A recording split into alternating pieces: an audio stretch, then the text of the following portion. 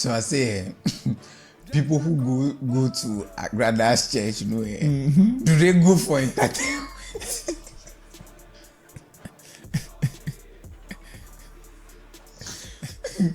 Like, do they go? Vibes on. Just a convo.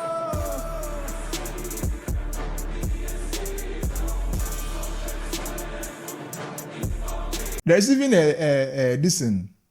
this argument in literature, the academia, that whether a resource is a blessing or is a curse. Take for instance Ghana. Yep. As whether the gold we have It's a blessing is a blessing or it's a curse. So one would argue that if we didn't have all this gold, maybe things would have been different because we would have been innovative. Gold that we say is good is rich, rich. What will bring money or will make us rich. Look at all it's rather taken from us. You see? And look at people who don't have gold. They know from the get-go that as for them there, we don't do it. So they change our mindset. They are looking found innovative ways to doing things. Damn. You get it? You know, someone made an argument last time on X that the reason why Africa will not develop is because we've not been challenged by nature enough. Valid. So we wouldn't see the reason to build structures to be strong enough to withstand, let's say, the tornadoes or those things. So we wouldn't come with innovations. Things. You see? And I kind of want to agree with the person, so it doesn't force the junior ingenuity out of us. Yo, fuck, man.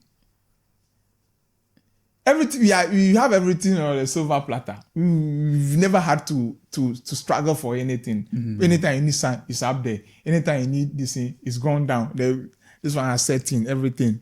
Damn. It's just like a rich kid. Yeah. Whose parents provide everything for him or her.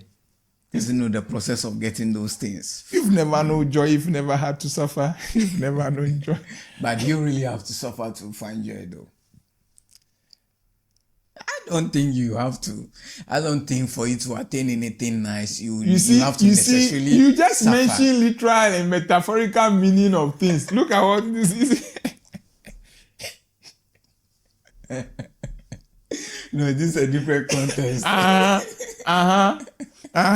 You have been a politician, a typical politician. This is a different double standard. We didn't introduce the show. Anyways, welcome to Just a Convo. My name is Fred. You can call me Uncle Lawyer. We just in the building. Representing. What's up? And we just want to wish you a Merry Christmas and Happy New Year in advance. Prosperous one. Yeah. In advance, you know. Yeah. You know, I have this feeling that the Xmas will be a blast. Yeah. Ask me why. Why? You know, this the JM's victory. You know, he has left us in this euphoria. Yeah. And then there is this sense of you're buying a wasu, like do a so those things, those feeling, that mentality that it's now I think now things will go on, like things will get better. The hope. There's the hope. It is the hope that kills. So the thing is, you see, so for the yes, folks, no, they are going to be in jubilant mode. Yep. All through the festivity season. Yep. Into the next year, the coming year. Yeah, me too. I have a feeling it will be very nice. Yes. It's very nice Christmas. Coupled with the dirty December vibes, the programs here and the shows here and there, and the burgers in town, and the girl, this thing in town, eating your girls, taking advantage of your naive girls. You know, last week I wanted to ask or understand why the average Ghanaian girl is so obsessed about dating a guy outside. And then for the purpose of this discussion, the United States, Canada and the UK. You know, Bob, I want to get the obsession, like, where from that? You know, I don't get it. Because let's say you could be moving to a girl in Ghana. Oh, she won't even mind you. But let that same girl know that, oh, you've just moved out of the country. she'll be giving you the most attention. That is why you know Ghanaian girls can have. But have you moved out of the country before? You've asked a question. No. Are you narrating somebody's story or you are sharing? Is it No. Are you an armchair researcher or you are? Allow me to tell my story. No, But since I knew you've been here all this while. So how are you narrating? I'm narrating an experience that I've not had. But he said, you've not jackpot before. Oh my goodness. Back to the matter. I really want to understand. Bro. Because it doesn't make sense to me. What is it? Now let's pick it from this point. Say in the village where we were born or raised. You know the impression we used to have about people living in Accra back then. I'm agreeing with you for the purpose of just liking that thinking and that impression to this one, somebody living in Accra or Ghana to somebody living in London. That is not the argument. No. That is not the argument. And that is the relationship.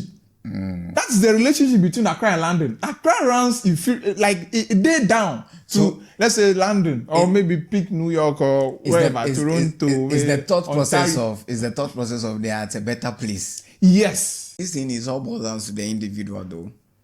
Because my guy, finance day inside. Day inside. No, I'm saying I don't know why you should say the next human and think he's a better human than you in the consciousness of humanity.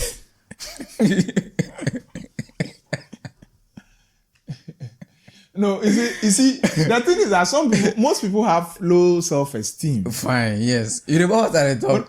Because most people have low self-esteem. Because in the consciousness of humanity, I don't know why you should see the next human being better than you. Which one is the consciousness of humanity? Went from that one to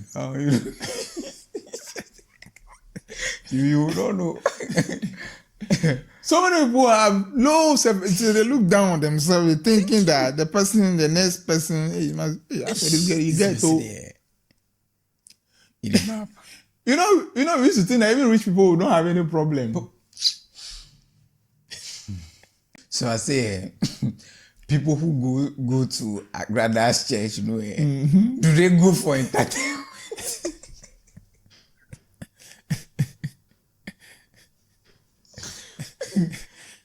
Do they go for the purpose of entertainment or what, boss? Maybe first of all, you should have asked if they are Christians.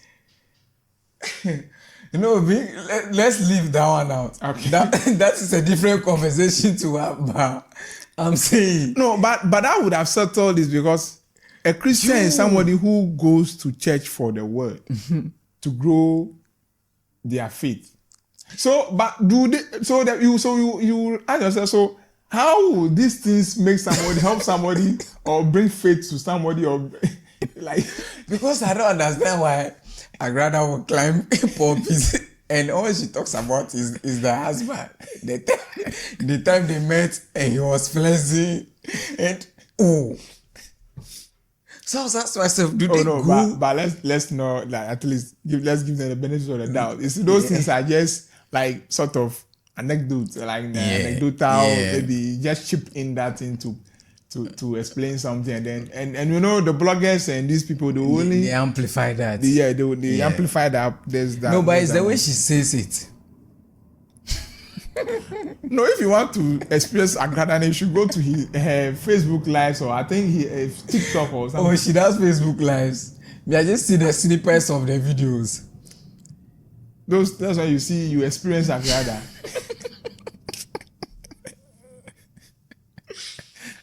But I want to study psychology, right?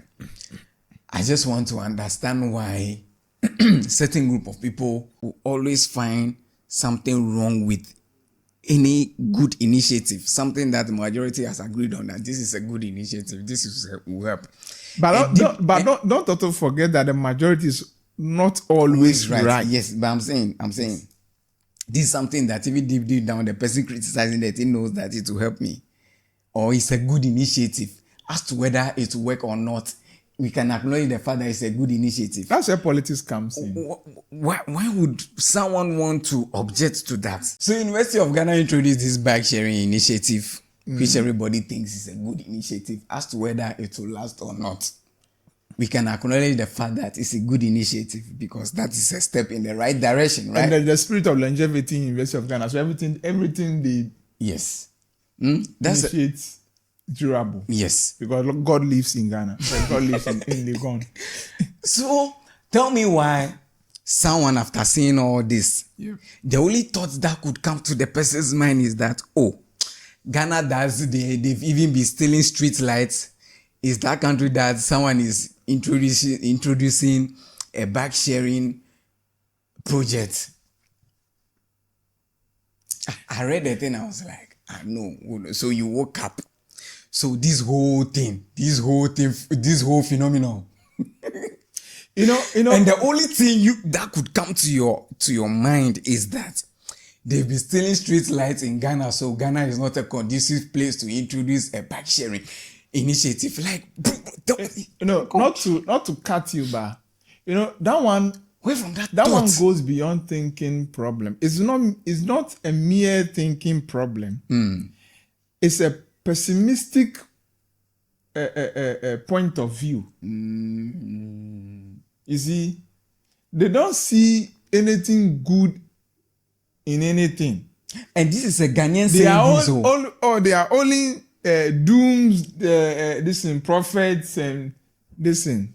This is a Ghanaian saying this. They will only show you 1,001 reasons why this would not work. This one would not work. And that is typical of Ghanaians. Like, bro. We only know what don't work or what doesn't work. But what works there, that one we don't know. We all know the problems of Ghana, but to execute or to actually execute the solutions. And we know the solutions, but to walk the talk, bro, is the problem. No. Me, I am trying to. I know that is how most Ghanaians are, but I am trying to understand. And the last time I was telling you about the dark philosophy, dark philosophy thing, always having a bad feeling about something. What if it doesn't work well? What if it does, like, what if it goes south, turns south, what if blah, blah, blah, blah, blah. Aha. No, this person's concern is that, if you want to interpret his concern is that, okay, so they still street lights in Ghana. So equally, we shouldn't have bike sharing on Legon campus. Because the person, so it stands to reason that he's hoping that they will steal the bags. So you come up to say, I told you so. So the person is in anticipation that the bags will be stolen. You see, and that is the pessimist view. You see, sometimes that it will not work well. Sometimes it will be a failure. It will be a failure. Sometimes I say to myself that people who criticize certain things is just the case that they were privileged to be in a position not to do those things. But if they were not privileged enough, they will be the people doing those things. Again, the Ghanaians' problem about corruption. His only problem that be in way they chop him. Or the person where he chop him is not anything close. He has not benefited from it. See, we are worse than our leaders. Hey, no, why did our leaders did not fall from sky? They should not fall from space, from the oblivion. If we blame our leaders, let's blame ourselves too at a point, because why should you even think like that? That because because they steal street lights, everything good should come to a halt. Thinking that we have voted out the problems of Ghana. See, to the ordinary Ghanaian, we have voted out the reason why Ghana is not working. Wait and see. You see, we are not tackling the root cause. It's like yesterday I was telling someone Wait and see. I was telling someone that, this MP4 is not doing a voting, fine. The new one you think is, as for this guy there, he's the youth, they listen. You wait, let him get and there, it's you will because see. we are not fixing, we are not ready to fix the fundamentals. Like yesterday, I was telling someone that the reason why I've not been married before, but if you look from outside, the reason why most marriages don't last these days Don't seem to be be lasting is that because it's not because, let's say, someone cheated in a relationship. To the general public or to so many people, that might be the cause, but that is not the root cause. The root cause is that before you get into that marriage, you two have not sat down to have a conversation about the little attitudes that you need to let go of, or little behaviors you need to let go of. So you need to have a conversation and say, oh, yo, my darling, we want to marry. It's a different phase altogether. Let me land. Most of it, we rush it. Yes, it's a different phase altogether. Well, we might be living this lifestyle whilst we were dating and it fits our situation, but it wouldn't fit in marriage. So we need to do the conscious effort to let go of this behavior. So if we go to the clubs all the time, clubbing might fit our single lives when we were dating, but it might not fit into marriage. So we need to let go of that. We are not having those conversations, to me, from what I'm observing outside. So someone is in marriage, the man feels like, by you, before even marriage, I have a life with my boys, so I still have to do all the things I used to do with my boys. I can stay outside to like 2 a.m. before I come home, and I don't see the reason why you as the woman, you should have a problem with that. Meanwhile, the truth is, certain things don't respect the institution of marriage. So if you bring those attributes, in as much as they might fit you in your previous life, they don't respect the institution of marriage, so it will not work. It will not fit into that equation. So it will get to a point, then the woman will also say, okay, me too, I had a life before you met me. I can't give up my life whilst you two, you are living your life you were living before the institution of marriage. So me too, I'll go to the club. And that's where this notion of you are enslaving me, you can't enslave me, stems from, because we are not having those fundamental conversations, in as much as it might seem trivial, but those are the building blocks. We need to have conversations about those things. The foundations. You have to be ready to let go of certain things. So in my own small way, I like to put it, you see, we don't understand marriage. We don't know what it is. And we don't even want to learn. We will not humble ourselves to learn. Do you believe in this school of thought that forget about your past, leave whatever that is in the past and focus on what is in front of you? Focus on the future. Do you believe in that motivational speech? You see these things, you need wisdom to know when it's applicable and when it's not. But I think it's a misleading quote, man. It's not misleading. That's what I'm saying. I think it works, but in certain circumstances, under certain circumstances. I think the person who said that doesn't mean it in its what's the word? In the true sense of the statement. My guy, it's come at a time in everyone's life that, or every human's life, where you have to let go of certain things and forge forward or move on. Yes, you can let go, but you can't forget. That's what I'm saying. But that doesn't mean. But some things must not be forgotten. Yes, no, you can't see what I'm saying. And some things must equally not be forgone. Yes, not all things can be forgone. Yes, look at this from this angle. Those things, right, those things make you who you are. They make you, whether bad or good, they made you who you are. You understand? Whether if they're not good or bad, they've made you who you are.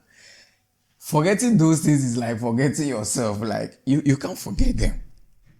I'm not saying that let them bother you, but then you can't write off the fact that you came out of those things. Those things make you. It's nearly impossible. It's inevitable. That is my argument. So you can't forget. So I'm not saying keep dwelling on the past, but then you can't forget about your past.